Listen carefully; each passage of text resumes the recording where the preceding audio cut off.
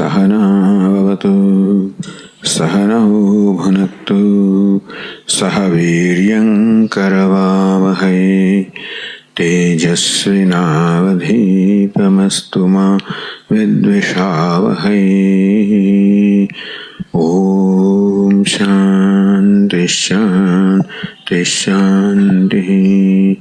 ओम पूर्णमदः पूर्णमिदं पूर्णात् पूर्णमुदच्यते पूर्णस्य पूर्णमादाय पूर्णमेवावशिष्यते।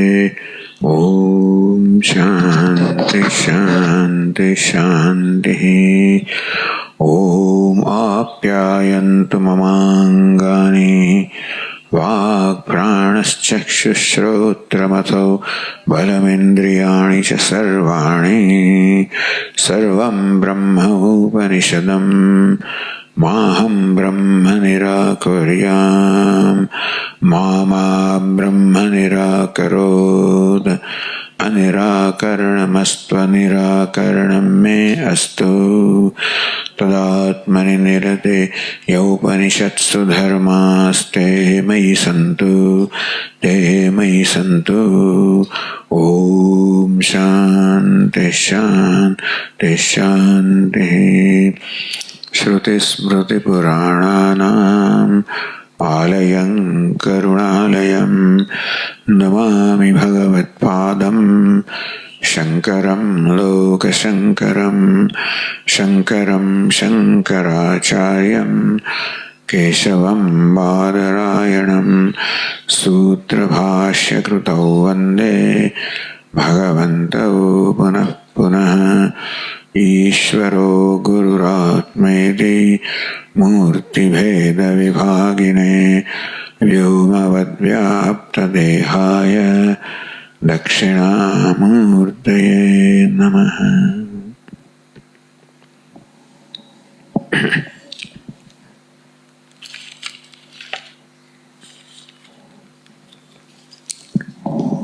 सातमा पान पर मंत्र थोड़ू वॉल्यूम ओछું કરી શકાય।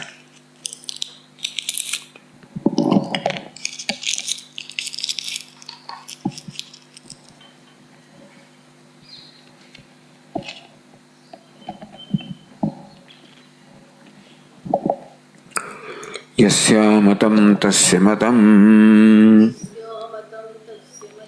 मतं यस्य न वेदसः अविज्ञातं विजानताम् विज्ञातमविजानताम्।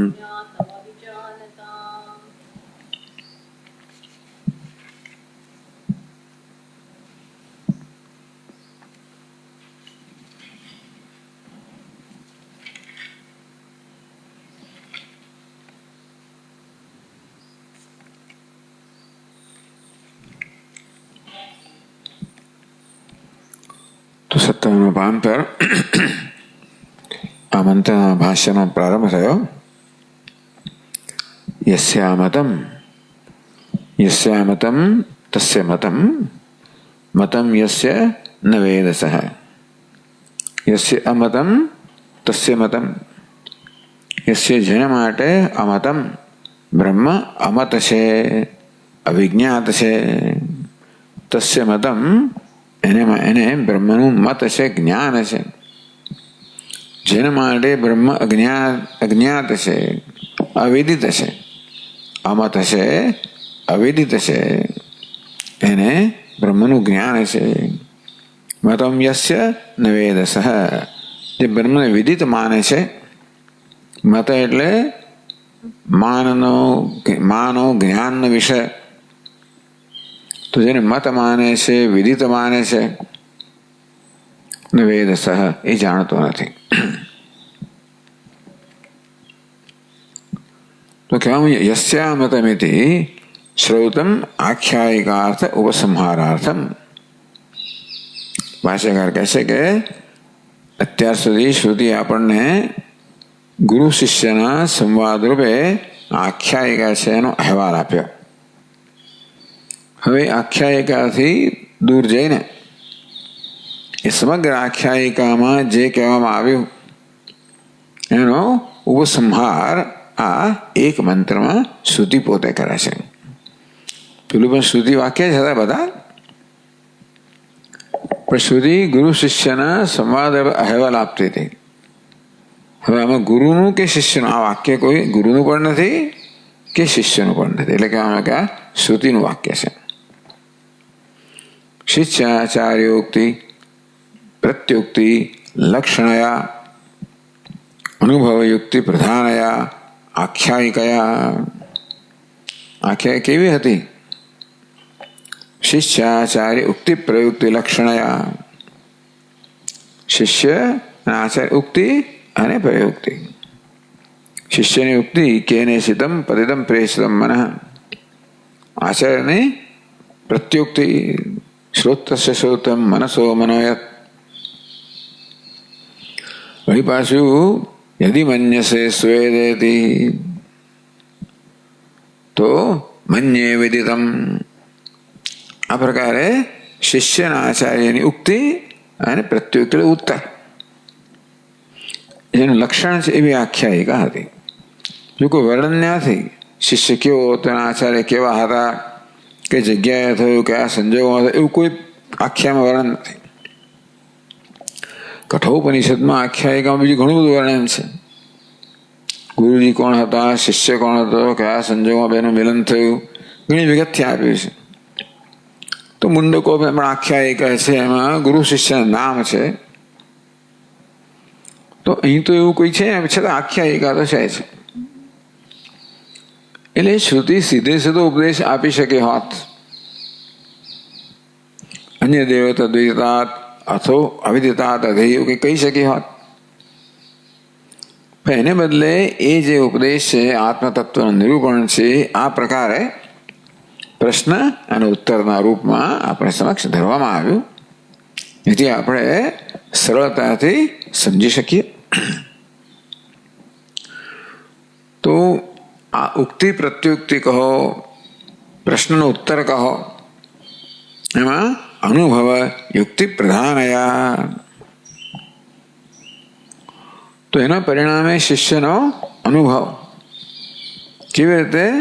યુક્તિના ઉપયોગ દ્વારા. જે વાક્ય કહેવામાં આવ્યું અન્ય દેવતદ વિદિતાત અથો અવિદિતાત અધિ,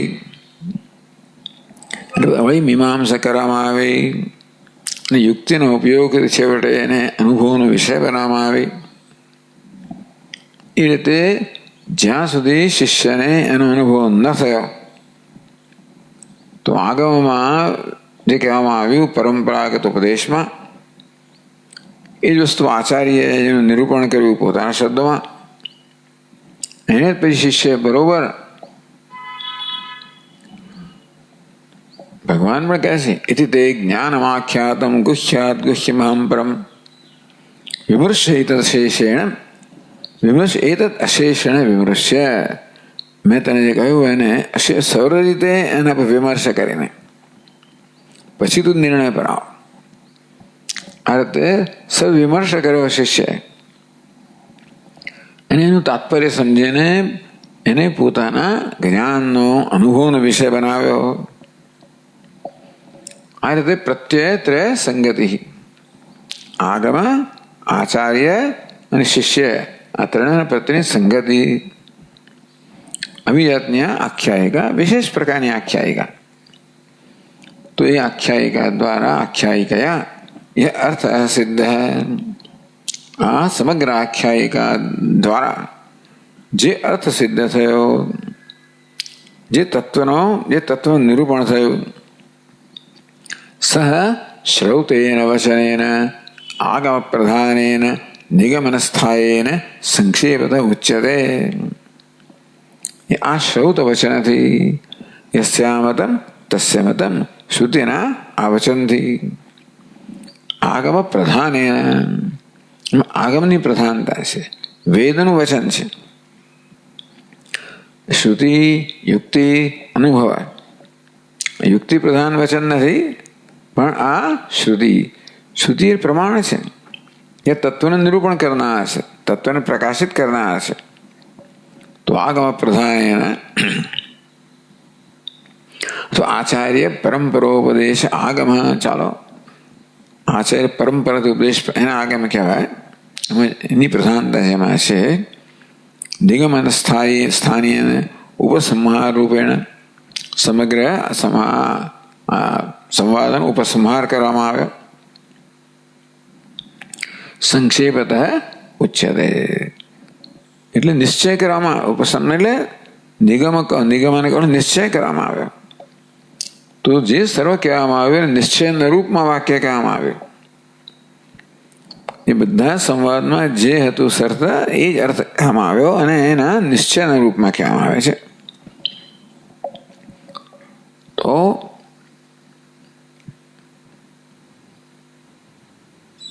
યદુક્તમ વિદિતાત અન્યત વાગાદીનામ અગોચરત્વાત, પોતે જ પછી સમજાવે છે. વિદિતાત અન્યત અન્ય દેવતત વિદિતાત જે કહેવામાં આવ્યું એનું પછી આગળ વિવરણ થયું. યદ્વાચા અનભ્યુદિતમ યેન વાગ અભ્યુદ્યતે, જે વાણીને ગોચર નથી, પછી શ્રોત્રને ગોચર નથી, ચક્ષુને ગોચર નથી. વાગાદીનામ અગોચરત્વાત, જ્ઞાન પ્રાપ્ત કરવાના જે કરણ આપણી પાસે છે, જ્ઞાનેન્દ્રિયો ને કર્મેન્દ્રિયો પણ આવી ગઈ, વાણી મન, આ બધાને અગોચર છે, આ બધાનો વિષય નથી. આમાંનું કોઈ એને વિષયીકરણ ના કરી શકે, કારણ કે એ દ્વારા વિષયીકરણ કરનાર જ આત્મા છે. તો સ્વયં પોતે પોતાને વિષય ના બનાવી શકે. વાગાદીનામ અગોચરત્વાત એને વિદિતાત અન્યત કહેવામાં આવ્યું. જે કે વિદિત છે, જે કે જાણી શકાય છે એના કરતા અન્ય છે. એમાં અવિદિત પણ આવી જ ગયું. અત્યારે અવિદિત છે કયું છે? વિદિત થવા યોગ્ય છે. મીમાંસિતમ છે, મીમાંસા કરવામાં આવે કે આ દ્વારા બધા વિષયનો નિષેધ કરવામાં આવ્યો. આ તત્વ કેવું છે? અવિષય છે. અને તેથી બધા વિષયનો ને છોડી દેવામાં આવે કે ભાઈ આ બ્રહ્મ નથી, આ વિદિત બ્રહ્મ નથી, અવિદિત બ્રહ્મ નથી, વિષય બ્રહ્મ નથી. તો જે વિષય છે અર્થાત આત્મા જ બ્રહ્મ છે. અનુભવ ઉપપત્તિભ્યામ, ઉપપત્તિથી પછી અનુભવનો વિષય બનાવવામાં આવ્યો. આવું જે બ્રહ્મ તથૈવ જ્ઞાતવ્યમ, તો આ બ્રહ્મ છે એને એ પ્રકારે જાણવું જોઈએ.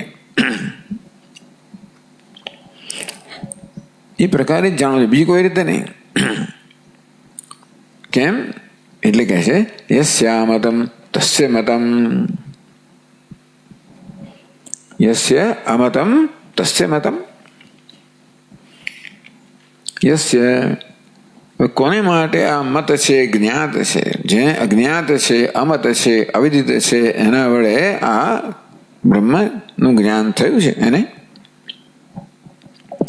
એ કોઈ અભણ માણસની વાત નથી કરતા.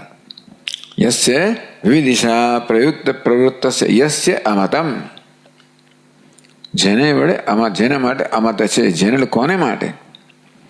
વિદિશા પ્રયુક્ત પ્રવૃત્ત સાધકસ્ય, જે સાધક વિવિધિશાથી એની પ્રવૃત્તિ છે. એની પ્રવૃત્તિ છે ગુરુજી પાસે આવે છે, પ્રશ્ન કરે છે. કેનેશિતમ પતિતમ પ્રેષિતમ મનઃ, પતતિ પ્રેષિતમ મનઃ. આ પ્રકારે વિવિધિશા આની પ્રવૃત્તિ, પ્રશ્ન પૂછવાની પ્રવૃત્તિ શું જણાવે છે? વિવિધિશા જણાવે છે. તો આવું સાધક જે આ પ્રકારે વિવિધિશા ધરાવનાર છે, આવા સાધક માટે, બીજા કોઈ માટે ને, આવા સાધક માટે અમતમ અવિજ્ઞાતમ અવિદિતમ, એવા સાધક માટે બ્રહ્મ કેવું છે? અમત છે, અવિજ્ઞાત છે. મા કહો, જ્ઞા કહો, વિદ કહો, એટલે અમતમ કહો, અવિજ્ઞાતમ કહો, અવિદિતમ કહો. બ્રહ્મ એટલે શું? જે વિદિત નથી, અર્થાત જે જ્ઞાનનો વિષય નથી, વિષય નથી. इति आत्मत्व निश्चय फलावसान आ રીતે વિદિત અવિદિત દ્વારા બધા વિષયની વાત બાકી થઈ ગયા પછી આત્મત્વ બ્રહ્મ કેવું છે? આત્મા છે પ્રકાર નિશ્ચય થયો એનો. આ જ્ઞાન કેવું છે? આત્મત્વ નિશ્ચય ફલાવસાન અવબોધ. ઉપદેશના પરિણામે અવબોધ થયો, જ્ઞાન થયું. કેવું જ્ઞાન છે? બ્રહ્મ આત્મા છે એ પ્રકારના નિશ્ચયમાં પરિણામનારો બોધ. તો એવા જિજ્ઞાસુ વડે અમતમ અવિદ છે એટલે શું? વિવિદિશા નિવૃત્તાય. આ પ્રકારના બોધને કારણે જેની જિજ્ઞાસા નિવૃત્ત થઈ છે એ અભિપ્રાય. એવા સાધક માટે જેને આ ઉપદેશના પરિણામે બ્રહ્મ અવિષયતયા જાણ્યું છે, આત્મતયા જાણ્યું છે, તે બ્રહ્મને જાણવાની એની ઈચ્છા સંતુષ્ટ થઈ ગઈ. કશી વસ્તુને આપણા કરતા ભિન્ન રૂપે જાણીએ ને તો એ વસ્તુને ક્યારેય પૂર્ણતયા ન જાણી શકાય. કંઈ જાણનાર અને જાણનાર વિષય એ વચ્ચે કંઈક હોય, વ્યવધાન હોય, ઇન્દ્રિય હોય, મન હોય, કશું હોય. હું જ્ઞાતા હોઉં, કશી વસ્તુ જ્ઞેય હોય તો આ ઇન્દ્રિય મન વગેરેની તો મર્યાદા છે ને. આપણને કોઈ વિષયનો માત્ર એક અંશ જ આપણી સમક્ષ પ્રગટ કરી શકે. એટલે કોઈ વસ્તુને પૂર્ણતયા જાણી છે. ભલા મહાન વૈજ્ઞાનિકો હોય જે બહુ સૂક્ષ્મ તત્વને જાણનારા છે, એમને ક્યારે સંતોષ ન થાય કે મેં એને પૂર્ણતયા જાણ્યું. આત્મા સિવાયની કોઈ વસ્તુ હોય ને એ જાણીએ તોય પણ એને પૂર્ણતયા જાણી એ પ્રકારનો સંતોષ થાય જ નહીં. હજી વધુ જાણવાનું બાકી છે એવું જ જન્મે અંદરથી. એ જ્ઞાનમાં જિજ્ઞાસા ક્યારે નિવૃત્ત જ ના થાય. માત્ર તત્વને આત્મતયા જાણો જ્યાં કોઈ વ્યવધાન નથી, કોઈ ઇન્દ્રિયો મન બુદ્ધિ વગેરે નથી, અને તેથી જે પોતાનું જ સ્વરૂપ હોવાને કારણે સંપૂર્ણતયા જાણ્યું, પૂર્ણતયા જાણ્યું. એક પૂર્ણ છે અને એક અંશ છે. વિષય જે તરીકે જાણવામાં આવે એનું તો એક અંશ જ જાણવામાં આવે. એક ઘટપટ જાણી આપણે અંશને જ જાણી શકીએ. આપણી ઇન્દ્રિયોનું મન જે અંશ આપણી સમક્ષ પ્રગટ કરે તે આ તો કેવું છે? એટલે યત સાક્ષાત અપરોક્ષાત બ્રહ્મ. જે સાક્ષાત છે અવ્યવધાનાત. સાક્ષાત અર્થાત જેમાં ઇન્દ્રિય મન વગેરેનું વ્યવધાન નથી. અપરોક્ષાત જે અપરોક્ષ છે. એટલે એ રીતે અપરોક્ષ કોને કહે છે? એ લોકો સીધા જ્ઞાનને અપરોક્ષ કહે છે. પછી અપરોક્ષમાં ઇન્દ્રિયો મન આવી જાય એટલે સાક્ષાત કહેવામાં આવે. અને ત્યારે મેં તત્વને પૂર્ણતયા જાણ્યું છે એવો સંતોષ થાય. એટલે તત્વને આત્મતયા જાણવામાં આવે ત્યારે જાણવાને સંતોષ થાય કે મેં એને પૂર્ણ રૂપે જાણ્યું છે. તો વિવિધિશા નિવૃત્તા તે અભિપ્રાય. એવો સાધક છે જેને વિવિધિશા નિવૃત્ત, વિભિષા કહો, જિજ્ઞાસા કહો, બુભુત્સા કહો, નિવૃત્ત થઈ છે. એને પોતે જાણ્યો સંતોષ થયો છે.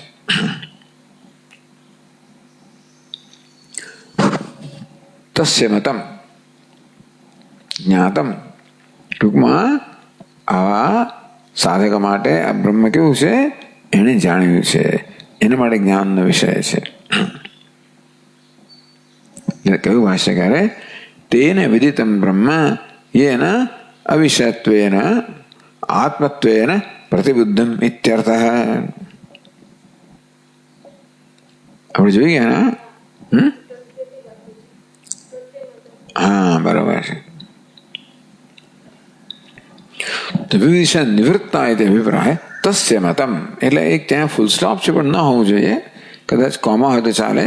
તસ્ય મતમ જ્ઞાતમ. તસ્ય યસ્ય કહ્યું ને? તસ્ય યસ એટલે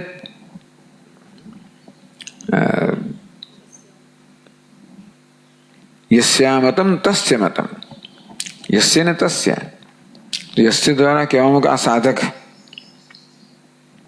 જેની વિવિધિષા નિવૃત્ત થઈ છે, તસ્ય એવા માટે મતમ એણે બ્રહ્મને વાસ્તવિક રીતે જાણ્યું છે. એટલે શું?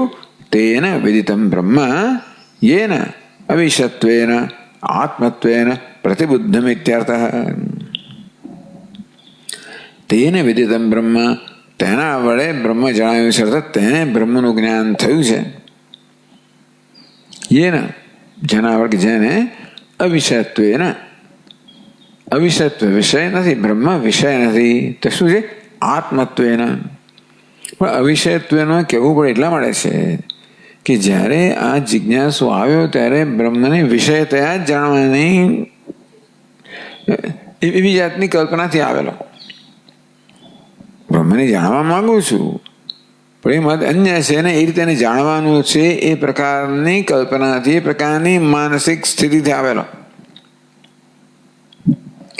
એટલા માટે જ બહુ વ્યાકુળતા હોય ને, ત્યારે બ્રહ્મ કેવું છે કહેવામાં આવ્યું જ નહીં. શ્રોત્ર શ્રોત્રમ મનસો મનોયત વાચો હોવા છે,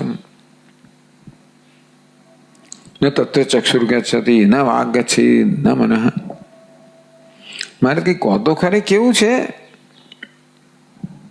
ન વિદ્મઃ ન વિજાનીમઃ યથા એતદ અનુશિષ્યાત. આ સિવાય બીજી ક્યારે તો બોધ આપો, એમ જાણતા નથી. કંઈક તો કહો. અન્ય દેવ તદ્વિદિતાત અથો અવિદિતાત નથી. આ પ્રકારે હજી પણ એ જાણવા માંગે છે, અર્થાત હજી વિષય ત્યાં જાણવા માંગે છે, માટેના સૂત્ર આપવામાં આવ્યું. અન્ય દેવ તદ્વિદિતાત અથો અવિદિતાત નથી. આમ વિદિત અને અવિદિત એ બંનેનો નિષેધ કરવા દ્વારા વિષયનો નિષેધ થઈ ગયો. અવિષયત્વેન એટલે આત્મત્વેન પ્રતિબુદ્ધમ. અને પરિણામે હવે એની જિજ્ઞાસા જે બીજે જોવાની હતી ને, એને બદલે એનું મન છે ને અંતર્મુખ બનાવવામાં આવ્યું, આત્મ અભિમુખ બન્યું. અને એ રીતે આત્મસંસમ મનઃ કૃત્વા ન કિંચિત અપી ચિંતયેત. મને આત્મસંસમ કર્યું, કિંચિત હવે અનાત્મા ત્યાં જોવાની હવે ઈચ્છા ન કરો. આત્મત્વેન પ્રતિબુદ્ધમ. આમ બ્રહ્મ આત્મતયા જણાવ્યું છે, જેને એને જ બ્રહ્મને જાણ્યું છે.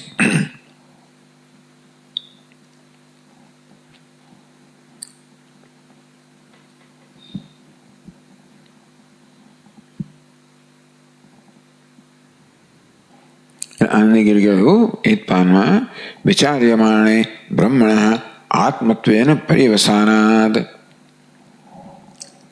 આચાર્યના ઉપદેશ પર વિચાર કરવામાં આવ્યો. આ આગમ વાક્ય પર પણ વિચાર કરવામાં આવ્યો. બ્રહ્મણ આત્મત્વેન પર્યવસાનાદ. બ્રહ્મને જાણવાની ઈચ્છાથી આવેલો, અંતથી પોતાના કરતા અન્ય છે એ પ્રકારની કોઈ જાતની સમજ લઈને આવેલો. વિચાર્યમાણે આચાર્યનો ઉપદેશ વિચાર કરવામાં આવ્યો ત્યારે બ્રહ્મને આત્મરૂપે મને અહીંયા આગળ પ્રતિપાદન થઈ રહ્યું છે. અતિરિક્ત મંતવ્ય અભાવાત અમતમ. એને અમતમ કેમ કહ્યું? કારણ કે મત જાણેલું કયું કહેવાય? પોતાને ભિન્ન હોય તો. અતિરિક્ત મંતવ્ય અભાવાત. આ બ્રહ્મ અતિરિક્ત નથી, એટલે અતિરિક્ત રૂપે જાણવાનું નથી. અતિરિક્ત રૂપે જાણવાનું બ્રહ્મમાં નથી, એ માટે અમતમ. જે અતિરિક્ત રૂપે જાણવાનું છે એને મત કહેવાય. પણ આ પ્રકારે આત્મત્વેને પર્યવસાનાદ. એ ભલે શરૂઆતમાં અતિરિક્ત રૂપે જાણવાની ઈચ્છા ધરાવતો હોય કે એવી સમજ ધરાવતો હોય, પણ અતિરિક્ત મંતવ્ય અભાવાદ. આ મંતવ્ય જે છે જાણવાનું છે, પોતાના ભિન્ન છે, એ પ્રકારનો ભેદ જ્યારે જતો રહ્યો. આત્મતિરિક્ત મંતવ્યસ્ય બ્રહ્મણ અભાવાદ. પોતાના કરતા અતિરિક્ત બ્રહ્મ છે એવું બ્રહ્મ છે નહીં ભાઈ. એનું એ કે બ્રહ્મ પોતા અતિરિક્ત છે એ પ્રકારે જાણવા માંગતો હતો.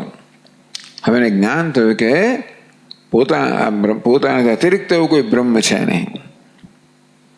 મારે એ રીતે જાણવાનો મત આ મતમ એ પ્રકારે જાણવાનું એનું નિવૃત્ત થઈ ગયું. એટલે એને અમતમ કહ્યું. મત એટલે પોતાનાથી અતિરિક્ત રીતે જાણવા આવ્યું છે ને મત કહેવાય. બ્રહ્મ અમત છે.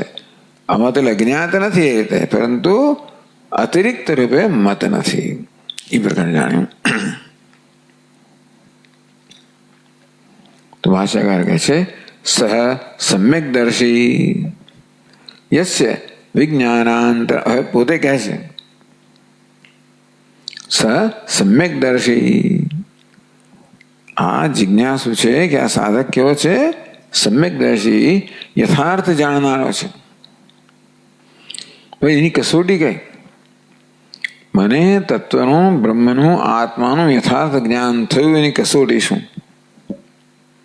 યસ્ય વિજ્ઞાનાંતરમ એવ બ્રહ્માત્મભાવસ્ય અવસ્થિતત્વાદ.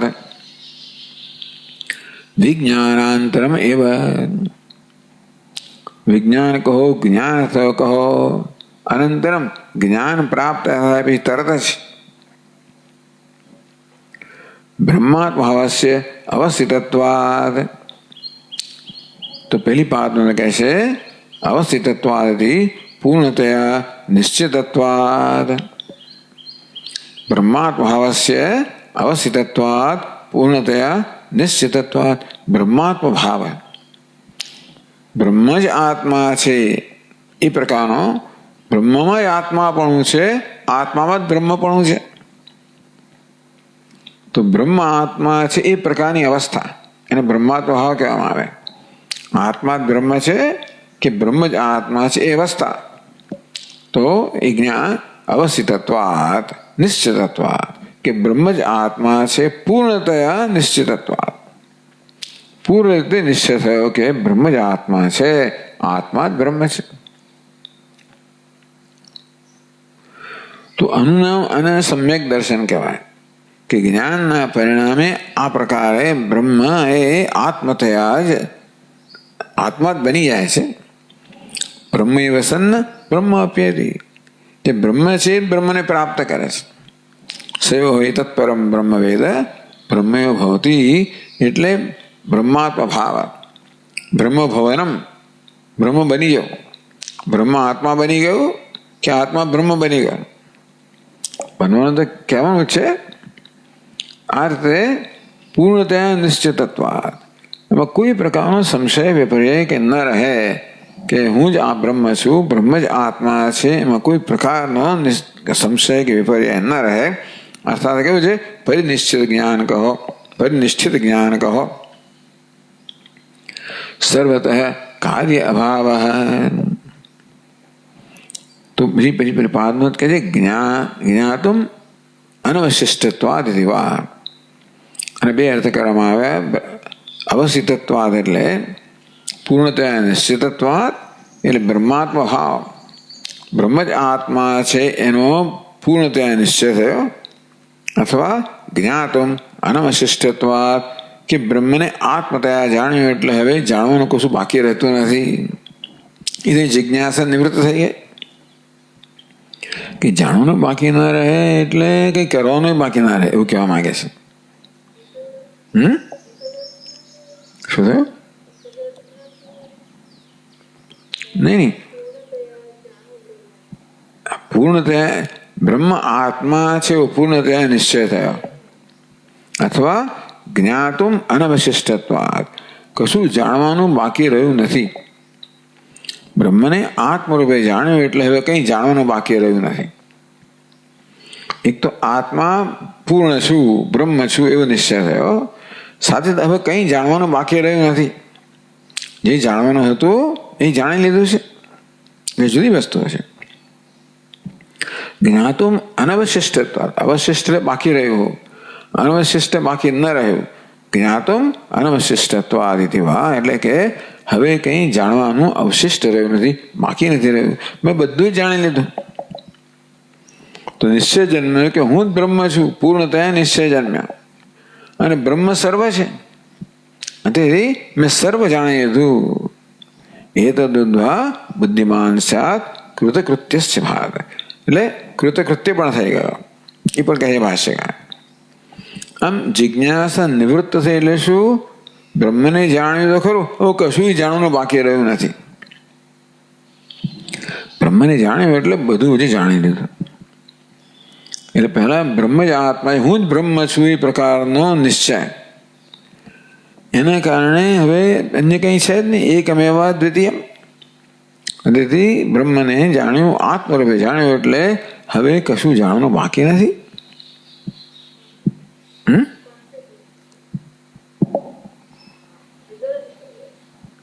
હા, એટલે સંપૂર્ણ સંતોષ થઈ ગયો ને કે કંઈ જાણવાનું બાકી નથી. એ અગત્યનું છે. કેમ અગત્યનું છે? સર્વતઃ કાર્ય અભાવ. એટલે ભાષા કે આ પ્રકારે આ જ્ઞાનથી પૂર્ણ સંતોષ થઈ ગયો. એટલે કાર્ય અભાવ, કંઈ કરવાનું બાકી ના રહ્યું. જે બીજી પાદમાં કહે છે સર્વતઃ કાર્ય અભાવ હતી. કાર્ય એટલે કર્તવ્ય, અહીંયા વાત કર્યો. સર્વત્ર એટલે સર્વતઃ બધી જ રીતે, અથવા બધે જ. ઇહ વા પરત્રવા, ઇહ આ લોકમાં, પરત્ર પરલોકમાં પણ ફલાય કર્તવ્ય ભાવ. કાર્ય કહો, કર્તવ્ય કહો, કશું કરવાનું બાકી ના રહ્યું. એટલે કંઈ ફળ બાકી ના રહે, કશું પ્રાપ્ત કરવાનું બાકી ના રહે. એ કર્મ નથી કરવાનું એવું નથી, કર્મ થશે, એ તો સ્વભાવ છે આ ઉપાધિનો. પણ કર્મ કોઈ પ્રયોજન નથી થતું નથી, કોઈ એને માટે એજન્ડા નથી, કશું મેળવવાનું, ફળ મેળવવાનું બાકી નથી. એના માટે આ લોકમાં પરલોકમાં કશું પ્રાપ્ત કરવાનું છે નહીં. એ આપ્તકામ બની ગયો. આત્મકામ બનવાને કારણે આપ્તકામ બની ગયું. આત્મકામ એટલે બધી કામના વિશ્વ આત્મા થઈ ગયા. અને તેથી કામના વિષય જ ન રહે.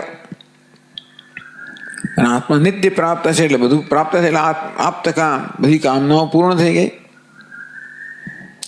તેથી આ લોકમાં પરલોકમાં કશું પ્રાપ્ત કરવાનું બાકી ના રહ્યું. તો માણસ કર્મ કેમ કરે? કશું પ્રાપ્ત કરવા માટે કરે. તો કશું પ્રાપ્ત કરવા માટે જે કર્મ કરો એ બધા કર્તવ્યનો અભાવ થઈ ગયો એમ કહેવામાં આવે છે. અથવા એમ કહે છે કર્તૃત્વાદિ અધ્યાસ નિવૃત્તિ હેતિ આવત. એનું એ પ્રકાર કે કર્તૃત્વ જે અધ્યાસ હતો એ નિવૃત્ત થઈ ગયો. જ્યાં સુધી બ્રહ્મ છું જ્ઞાન ન ત્યાં સુધી હું કરતા ભોગતા છું એવી જાતનો મારામાં ભ્રમ હતો. એ કર્તૃત્વ ભોગતૃત્વ ઉપાધિનો ધર્મ છે, જેના આત્મા પર અધ્યારોપ કરીને પોતાને કરતા ભોગતા માનવામાં આવતો હતો. અધ્યાસ નિવૃત્તિ, કર્તૃત્વ ભોગતૃત્વ આ પ્રકારનો અધ્યાસ કહો એની નિવૃત્તિ થઈ ગઈ જ્યારે આત્માના વાસ્તવિક સ્વરૂપનું જ્ઞાન થયું. એટલે કર્તૃત્વ નિવૃત્તિ કહો કે કર્તવ્ય નિવૃત્તિ કહો, બે જુદી વસ્તુઓ છે. ખરેખર એકની વસ્તુ નથી. આપ્ત કામ થયું એટલે એની કામના પૂર્ણ થઈ ગઈ, માટે કશું પ્રાપ્તવ્ય રહ્યું નથી, માટે કશું કર્તવ્ય રહ્યું નથી. એ કેમ થયું? કારણ કે આત્મા પૂર્ણ છે. એ કેમ છે? કારણ કે કર્તૃત્વ નિવૃત્તિ થઈ ગઈ. એટલા માટે કર્મણ્ય કર્મ પશ્ચેદ અકર્મ ચ કર્મ સબુદ્ધિમાન મનુષ્યેષુ સંયુક્ત કૃષ્ણ કર્મકૃત. એટલે જેને કરતા માનવામાં આવતો હતો એ અકર્તા છે એ પ્રકારનું જ્ઞાન થયું. એ અધ્યાસ નિવૃત્ત થઈ. હું અકર્તા છું એટલે હું પૂર્ણ છું અને તેથી આપ્તકામ છું. એને કારણે હવે કંઈ કર્તવ્ય બાકી ના રહ્યું, કશું કરવાનું બાકી ના રહ્યું. એટલે માણસને વૈદિક પરંપરામાં આ કર્તવ્ય એટલે મારે કરવું જ જોઈએ, મારે કરવું જ પડે એવું એક પ્રકારનું અંદરથી દબાણ છે. જ્યાંથી માણસમાં ઈચ્છા હોય ને ત્યાં સુધી મન દબાણ કરે ઈચ્છા પૂરી કરવાનું. અથવા જેની ફરજ હોય ત્યાંથી પણ દબાણ કરે, ભાઈ આ તો મારી ફરજ છે, મારે કરવું પડે. ફરજ એટલે મારું ઋણ છે, દેવું ચૂકવવાનું છે, મારે કરવું પડે. ક્યાં તો મારે કશું મેળવવાનું છે, મારે કરવું પડે, અથવા મારે કંઈક ઋણ ચૂકવવાનું છે, માટે કરવું પડે. આ બંને પ્રકારની પરવશતાઓથી મુક્ત થઈ ગયો. યદા હિ નેન્દ્રિયાર્થેષુ ન કર્મસુ અનુસજ્યતે. વિષયોમાં પણ આસક્તિ નથી કે કર્મમાં પણ આસક્તિ નથી. એ રીતે કર્તવ્ય અભાવ થઈ ગયો, એટલે કે કરવાનું રહેતું નથી. કૃષ્ણ કર્મ કૃત, એને બધું જ કર્મ કરી દીધું. કૃતકૃત્ય છે ભારત, કૃતમ કૃત્યમ, જે કરવાનું બધું થઈ ગયું અજ્ઞાન માત્રથી. આ કરવાની વસ્તુ અજ્ઞાનમાંથી જન્મી હતી. અજ્ઞાનને કારણે પોતાને કરતા ભોગતા માનવાને કારણે પછી આ બધું જન્મ્યું ને, ઈચ્છાઓ જન્મી, અવિદ્યા કામ એમાંથી કર્મ જન્મ્યું ને. તો વિદ્યાથી કામ દૂર થઈ જાય એટલે કર્મ પણ દૂર થઈ જાય. ભાષ્યકારે કાર્ય અભાવ, એટલે મને જ્ઞાન થયું, પૂર્ણતા પ્રાપ્ત થઈ, એની વ્યાવહારિક અભિવ્યક્તિ શું?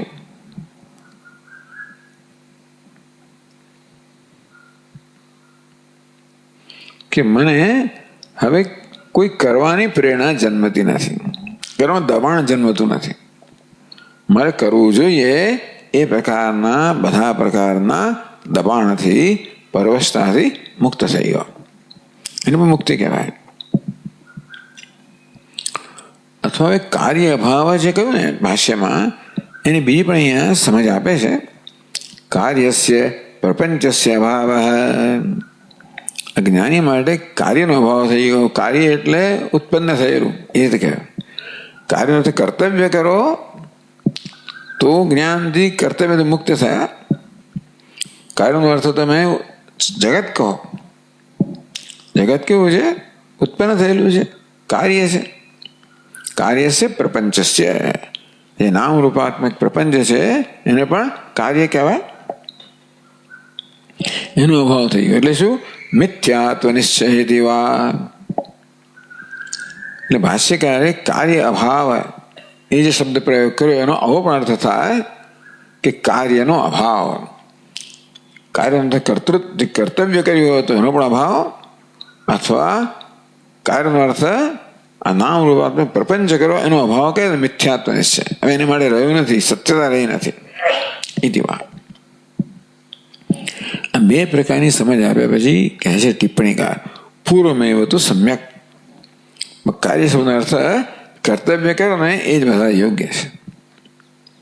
આમ કાર્યનો અર્થ જગત પ્રપંચ કરી શકાય, પણ અહીંયા પ્રપંચનો અભાવ એ પ્રયોજન નથી, કર્તવ્યનો અભાવ, બધા પ્રકારના દબાણનો અભાવ.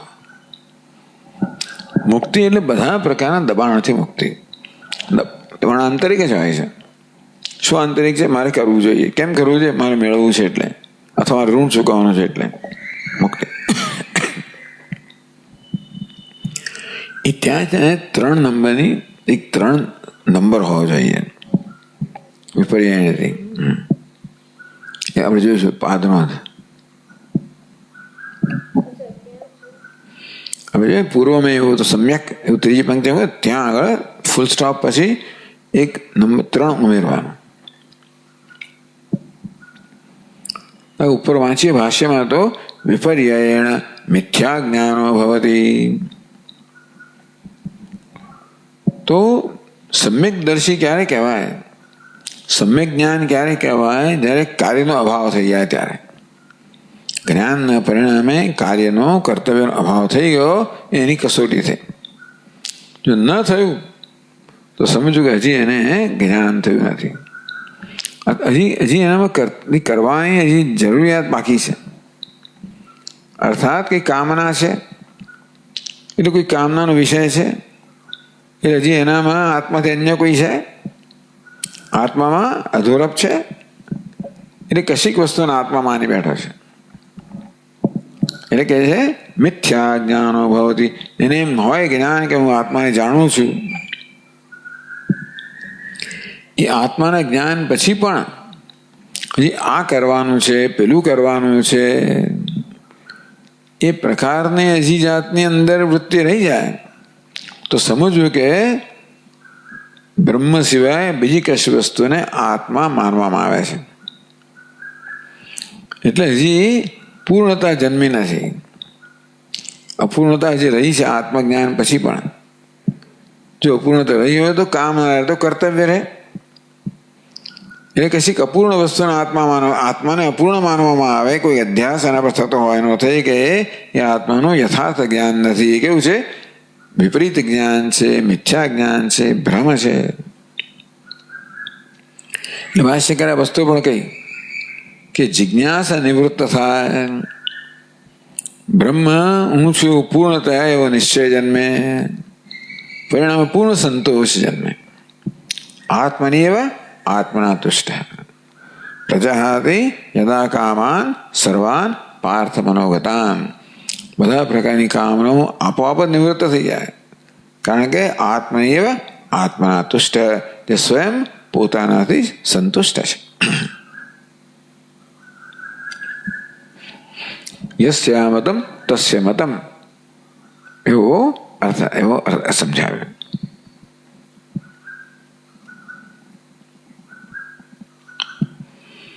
તો વિપર્યેણ મિથ્યા જ્ઞાનો ભવતી. હજી કાર્ય અભાવ નથી થયો, કર્તવ્ય અભાવ થયો નથી જ્ઞાન થયા પછી, તો એને એ વિપરીત જ્ઞાન છે, મિથ્યા જ્ઞાન છે એવું કેમ કહો છો? ભાષા કે કથમ, આપ કેવી રીતે કહો છો કે આત્મજ્ઞાનના પરિણામે પણ જો હજી કર્તવ્ય અભાવ ન જન્મ્યો હોય તો એ આત્માનું વિપરીત મિથ્યા જ્ઞાન છે, યથાર્થ જ્ઞાન નથી, એવું શા પરથી કહો છો? શ્રુતિ જ કહે છે મતમ યસ્ય ન વેદસઃ.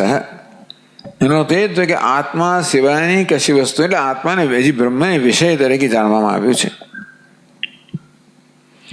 બ્રહ્મને આત્મરૂપે જાણવામાં આવે તો જ પછી જિજ્ઞાસા નિવૃત્ત થાય, તો જ આત્મા પૂર્ણ છે એવો નિશ્ચય થાય, તો જ સર્વ કામનાઓ છૂટી જાય, અને તો પછી કર્તવ્ય છૂટી જાય. પણ બ્રહ્મને આત્મરૂપે ન જાણવામાં આવ્યું હોય, મતમ વિદિતમ વિષય તરીકે જાણવામાં આવ્યું હોય, તો આત્મામાં પૂર્ણતા ન જન્મે, કારણ કે એ પૂર્ણતા જે અન્ય છે ને. અને તેથી જ્યાં સુધી પોતાના વિશે પૂર્ણતા ન જન્મે ત્યાં સુધી કંઈ ને કંઈ મેળવવાનું, ભોગવવાનું, કરવાનું બાકી રહી જાય. એટલે કર્તવ્ય ભાવ ન જન્મે.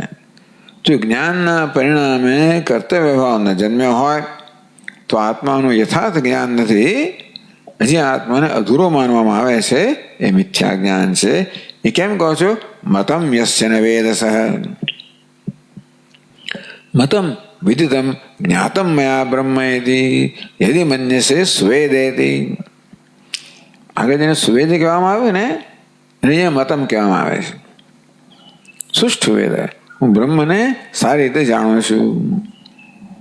એને મળે મતમ વિદિતમ જ્ઞાતમ મયા બ્રહ્મેતિ, જેમ માને છે કે બ્રહ્મને મેં જાણ્યું છે.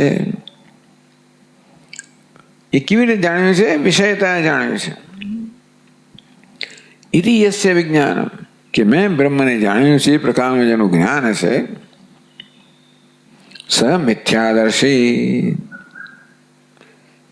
એ મિથ્યાદર્શી એટલે એનું યથાર્થ જ્ઞાન નથી, મિથ્યા જ્ઞાન છે, ખોટું જ્ઞાન છે. વિપરીત વિજ્ઞાન, કશીક ઉપાસ્ય વસ્તુને બ્રહ્મ માને છે, અથવા ઉપાદ્યના કશાક અંશનો આત્મા પર અધ્યારોપ કરીને પોતાને કરતા ભોગતા માને છે, ઉપાસક માને છે, ઈચ્છુક માને છે. આત્માનમ ચેત વિજાનીયાત અયમસ્મીતિ પુરુષ કિમિચ્છન કસ્ય કામાય શરીરમ અનુસંજરે. આત્માનમ ચેત વિજાનીયાત, આત્માને બ્રહ્મરૂપે જાણવામાં આવે. અયમસ્મીતિ પુરુષ, એમ આ બ્રહ્મ જ પુરુષ છે, આત્મા છે, એ પ્રકારે જાણવામાં આવે. કેમ ઈચ્છન કસ્ય કામાય, તો કેમ ઈચ્છન, કઈ વસ્તુની ઈચ્છા કરીને? ઈચ્છાનો વિષય જ ના રહ્યો. કસ્ય કામાય, કોની કામના વડે કામના કરનારો ના રહ્યો. તો ઈચ્છાનો વિષય પણ ના રહે અને કામના કરનાર પણ ન રહે ત્યારે એને યથાર્થ જ્ઞાન કહેવાય. પણ જ્યાં સુધી બ્રહ્મ જે છે પોતાનું ધ્યેય છે, એ પોતાની ભિન્ન છે, તેથી આ પ્રકારનો સંતોષ જન્મે નહીં. તેથી એ જ્ઞાન જ્યાં સુધી આવો આત્મસંતોષ પૂર્ણ ન જન્મે એ જ્ઞાન યથાર્થ જ્ઞાન નથી. કેવું છે? વિદિતમ જ્ઞાતમ મયા બ્રહ્મેતિ મન્ય સુવેદયતિ સુષ્ઠુ વેદ. સારી રીતે જાણું છું એટલે વિષયતયા જાણું છું. તો ઇતિ યસ્ય વિજ્ઞાનમ, આવું જેનું વિજ્ઞાન છે, સ મિથ્યાદર્શી, એ સમ્યકદર્શી નથી. અર્થાત દર્શન સમ્યક નથી, યથાર્થદર્શી નથી, યથાર્થ જ્ઞાન દર્શન ધરાવનાર નથી, મિથ્યાદર્શી. કોઈ મિથ્યા અર્થાત જે અનાત્મા છે એને આત્મા માની લેવું, અથવા તો અબ્રહ્મ છે એને બ્રહ્મ માની લેવું, અથવા આત્મા પૂર્ણ છે ને અપૂર્ણ માનવો, એવું જ્ઞાન એ મિથ્યાદર્શી. વિપરીત વિજ્ઞાન, યથાર્થ જ્ઞાન કરતા વિપરીત જ્ઞાન ધરાવનાર છે. ટૂંકમાં અનાત્માને બ્રહ્મ માનનારો છે, અનાત્માને આત્મા માનનારો છે, અનાત્મ વિષયને બ્રહ્મ માનનારો છે. અવિષય જે છે વિષય માનવો એ વિપરીત જ્ઞાન થયું. કેમ ભાઈ? વિદિતાદ અન્યત્વાદ બ્રહ્મણ, કહેવામાં બ્રહ્મ કેવું છે? વિદિતાદ અન્યત, વિદિત અન્યત છે, અને વિદિતને બ્રહ્મ માનવામાં આવે તો એ વિપરીત દર્શન થયું, મિથ્યા દર્શન થયું. સ ન વેદ મતમ યસ્ય ન વેદ સહ, યસ્ય જેને માટે બ્રહ્મ મતમ છે, જ્ઞાનનો વિષય છે, ન વેદ સહ એ જાણતો નથી, સહ ન વિજાનાતિ એ જાણતો નથી.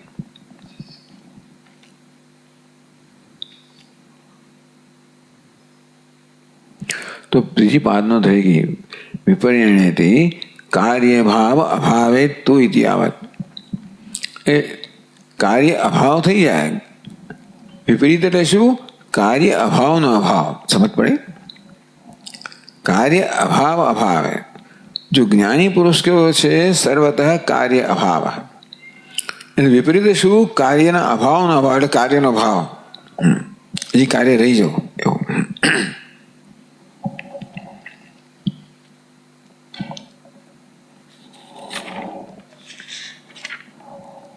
તો ભાષ્યકાર ચાલુ રાખે છે, તતશ્ચ સિદ્ધમ. તો શ્રુતિના આ વાક્યથી આ સિદ્ધ થાય છે. યસ્ય મતમ તસ્ય મતમ મતમ યસ્ય ન વેદ સહ. જે બ્રહ્મને, પરમાત્માને, તત્વને મત માને છે, વિદિત માને છે, પોતાથી અન્ય માને છે, એ જાણતો નથી. એટલે કે છે તતસ્ય સિદ્ધમ. આ વૈદિક દર્શન છે. આ વાક્ય સિદ્ધ થાય છે. શું સિદ્ધ થાય છે? અવૈદિકસ્ય વિજ્ઞાનસ્ય મિથ્યાત્વમ. જે અવૈદિક જ્ઞાન છે, વૈદિક જ્ઞાન શું છે? બ્રહ્મ આત્મા છે, સર્વ આત્મા છે. સર્વમ ખલ્વિદમ બ્રહ્મ, બ્રહ્મ વા ઇદમ અગ્ર આસીત તદ આત્માનમેવાવેત અહમ બ્રહ્માસ્મિ. આ વૈદિક જ્ઞાન છે. એ સિવાયનું જે જ્ઞાન હોય ને અવૈદિક જ્ઞાન કહીશું આપણે. તત સિદ્ધમ અવૈદિકસ્ય વિજ્ઞાનસ્ય મિથ્યાત્વમ. તો યસ્ય મતમ યસ્ય ન વેદ સહ એમ જ્યારે કહ્યું, જેને માટે બ્રહ્મ મત છે, વિજ્ઞાત છે, વિષય છે, ન વેદ જાણતું નથી, એવું જ્યારે શ્રુતિ કહે ત્યારે શું કહે છે? જે કોઈ બ્રહ્મને મત માને, વિજ્ઞાત માને, વિષય માને, એ જાણતો નથી, એ કેવું છે? એ મિથ્યા જ્ઞાન છે. બરાબર? તો વૈદિક અવૈદિકસ્ય વિજ્ઞાનસ્ય, આ વાક્ય પરથી સિદ્ધ થાય છે કે આ અવૈદિક વિજ્ઞાન થયું. મતમ યસ્ય ન વેદ સહ. બ્રહ્મ જેને માટે મત છે, વિજ્ઞાત છે, વિષય છે, એ જાણતો નથી, એમ કહીને કહ્યું કે અવૈદિકસ્ય વિજ્ઞાનસ્ય. અવૈદિક વિજ્ઞાન છે જ્યાં બ્રહ્મને, તત્વને આત્મા કરતા ભિન્ન માનવામાં આવે છે, ત્યાં દ્વૈતને સ્વીકારવામાં આવે છે. વિજ્ઞાન છે મિથ્યા. તો એ બધું જ જ્ઞાન કેવું છે? મિથ્યા છે.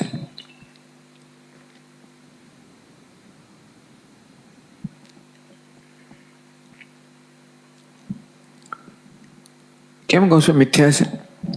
કે છે અબ્રહ્મ વિષયતયા નિંદિતત્વાત. જેને બ્રહ્મ માનવામાં આવે છે ને એ બ્રહ્મ નથી. ભલે એ લોકો એમ કે અમે બ્રહ્મને જાણીએ છીએ, પરંતુ જ્ઞાન કેવું છે? બ્રહ્મને વિષય કરનારું નથી, અબ્રહ્મને વિષય કરનારું છે. એટલે અબ્રહ્મ વિષય થયા.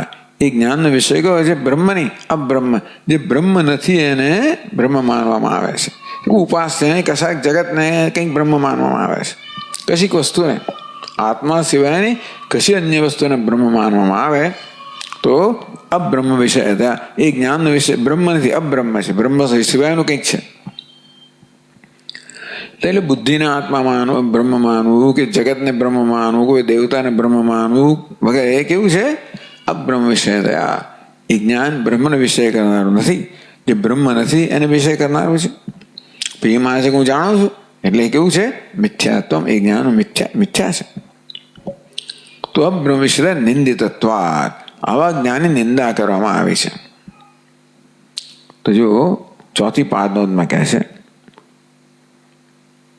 ક્યાં નિંદા કરી મહારાજ? ક્યાં નિંદા જોવામાં આવી? પછી પોતે જ કહેશે, યા વેદ વાખ્યા ઇત્યાદિ વક્ષ્યમાણ સ્મૃતિમ સ્મરનાહ. હવે પછી પોતે જે સ્મૃતિનું વાક્ય કહે છે ને, મનુસ્મૃતિનું વાક્ય, એને ધ્યાનમાં રાખીને કહે છે કે આ બધા દર્શનની નિંદા કરવામાં આવી છે. વેદની બહાર જે કશી વસ્તુ છે એ દર્શન કેવું છે? બધું મિથ્યા છે. અને તેથી એ જીવનમાં કોઈ પ્રકારનો સંતોષ આપવા, જીવનનું ધ્યેય સિદ્ધ કરનારું નથી, તમને ઉલટે માર્ગે લઈ જનારું છે. અને તેથી એવા દર્શનને, એટલે કે દ્વૈત દર્શન નહીં, બ્રહ્મને આત્મા કરતા અન્ય માનવું, એ પ્રકારના દર્શનની નિંદા કરવામાં આવી. કારણ કે એ દર્શનથી તમે જીવનમાં સંતોષ મળવાનો નથી, ઋતુકૃત્યતા મળવાની નથી, તમે આ સંસારની વિટંબણાથી મુક્ત થવાના નથી. તેથી અબ્રહ્મ વિષય થયા નિંદિતત્વ. બ્રહ્મને જાણતા હો તો જીવનમાં સંપૂર્ણ સંતોષ છે, પણ તમે બ્રહ્મ માનીને જેને જાણો છો એ બ્રહ્મ નથી. અને તેથી એવા પ્રકારના મિથ્યા જ્ઞાનની નિંદા કરવામાં આવી છે. અને માટે અવૈધિક વિજ્ઞાન છે કેવું છે? મિથ્યા છે. કારણ કે નિંદા કરવામાં આવી છે. મિથ્યાની નિંદા થાય, સત્યની નિંદા ના થાય, સાચાની નિંદા ના થાય.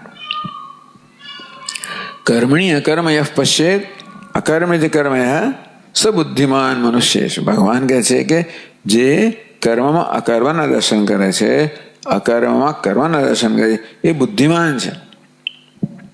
આ ઉલટું દર્શનને બુદ્ધિમાન કહેવાય? કર્મમાં અકર્મના દર્શન કરવા એવું જ્ઞાન ધરાવવાનું બુદ્ધિમાન કેમ કહેવાય?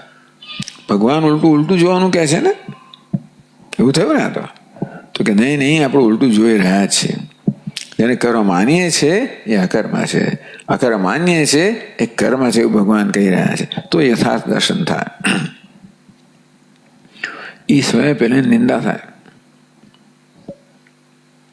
તો એને કારણે બધા દર્શન આવ્યા. તથા કપિલ કણભોગાદિ સમસ્યાપી.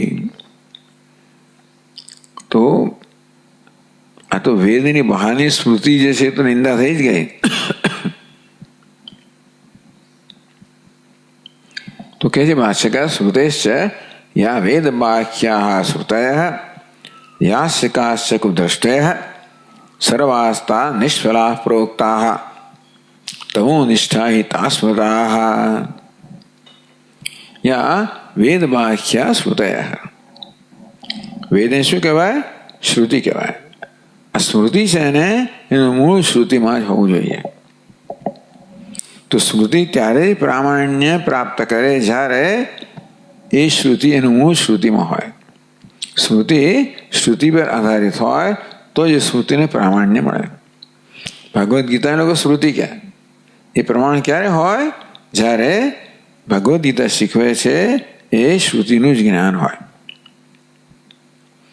આમ હવે તો જે સ્મૃતિનું મૂળ શ્રુતિમાં ન હોય એને શું કહે? વેદ વાક્ય. વેદ કહો, શ્રુતિ કહો, એનું મૂળ જ્યાં નથી, એ જેનું મૂળ નથી એવી સ્મૃતિ એટલે શું? કપોલ કલ્પિત થઈ ને. વેદ બાહ્યા સ્મૃતય.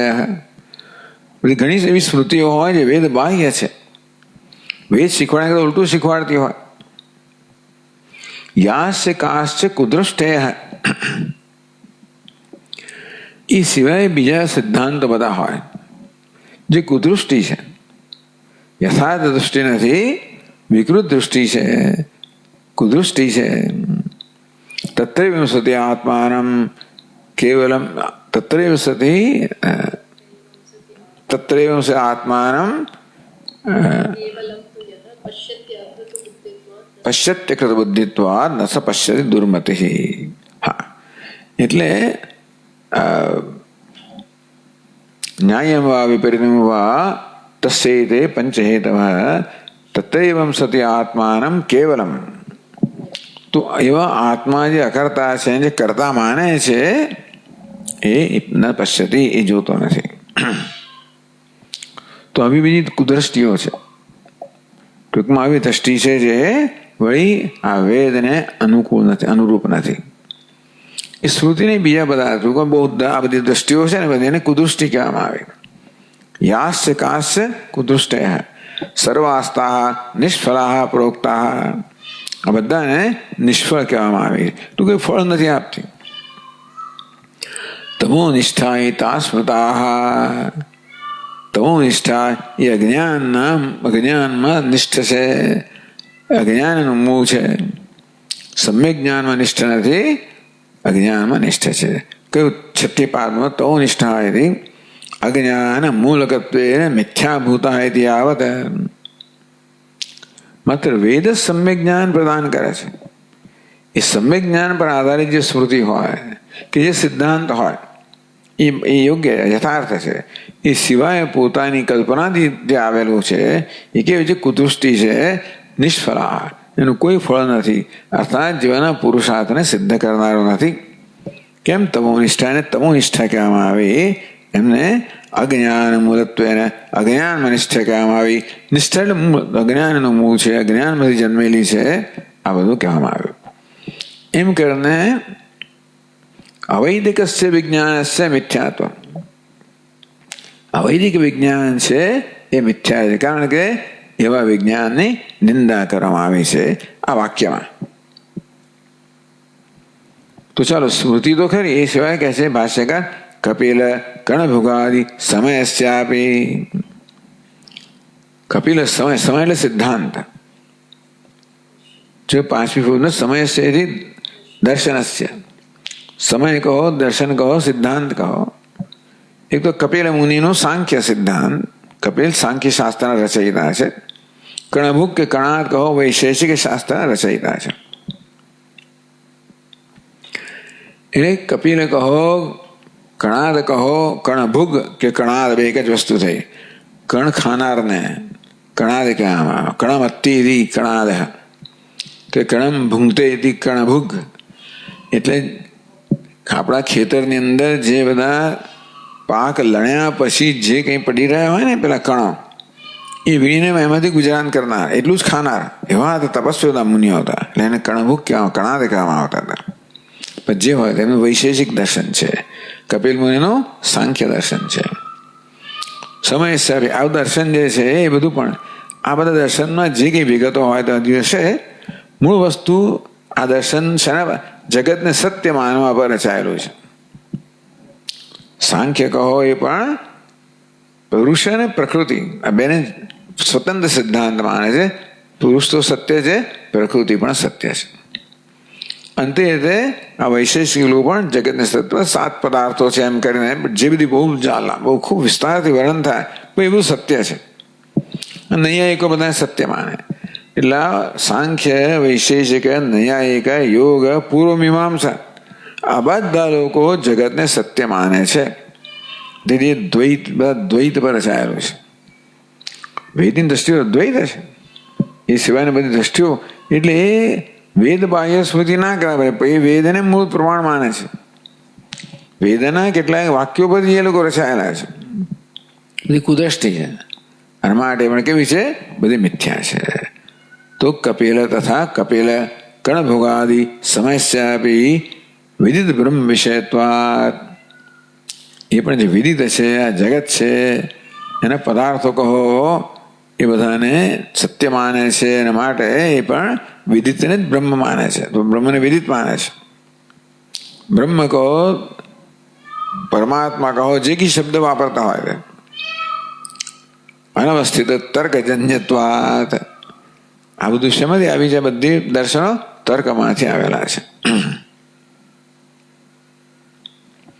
તર્કજન્યત્વાત ટૂંકમાં આ બધા નિર્ણયો પર કે સિદ્ધાંત પર ક્યાંથી આવ્યા? તર્કથી આવ્યા. વિવિધિશા અનિવૃત્ત માટે એ વસ્તુ જાણીને વિવિધિશા નિવૃત્ત ના થાય. મેં જાણવાનું બધું જાણી લીધું એવું સંતોષ જન્મે છે. મારે મિથ્યાત્વમ, આ બધું પણ મિથ્યા છે. આપણે કાલે એને ચાલુ રાખીશું. ઓમ પૂર્ણમદ પૂર્ણમિદમ પૂર્ણાત પૂર્ણમુદચ્યતે પૂર્ણસ્ય પૂર્ણમાદાય પૂર્ણમેવાવશિષ્યતે. ઓમ શાંતિ શાંતિ શાંતિ. શંકરમ શંકરાચાર્યમ કેશવમ બાદરાયણમ સૂત્રભાષ્યકૃતૌ વંદે ભગવन्तौ પુનઃ પુનઃ. ઈશ્વરો ગુરુરાત્મેતિ મૂર્તિભેદવિભાગિને વ્યોમવદ્વ્યાપ્તદેહાય દક્ષિણામૂર્તયે નમઃ.